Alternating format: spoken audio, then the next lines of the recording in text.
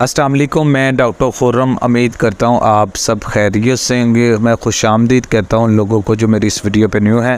ये एक पेशेंट की मैंने फ़ीडबैक लिया है जिसको मैंने एक डोज़ दी थी जो जादू की तरह उस पर असर हुआ है। इसका फ़ीडबैक सुनिएगा। जी खान साहब, कहाँ दर्द हो रही थी आपको? डॉक्टर साहब मुझे तो यहाँ पे बहुत सारा दर्द हो रहा था, यानी कि कल से मुझे यहाँ पे दर्द हो रहा था। मेरी शरबत वगैरह कल रात को और भी तो ज़रूर खाए थे लेकिन कोई फ़ायदा नहीं हुआ। अभी जो आपने मुझे दवाई दी वो तो एक सेकंड में जैसे वो अंदर गया तो वो समझ लें कि वो चीज़ उड़ा दी।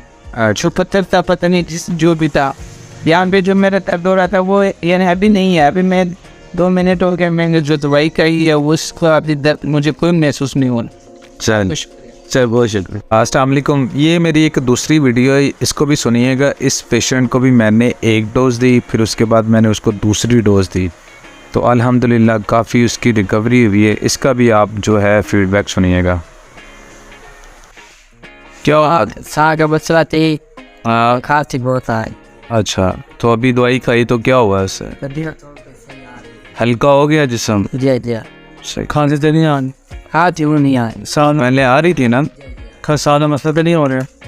16 बताओ और कटिया कितने % फ़ायदा हुआ है?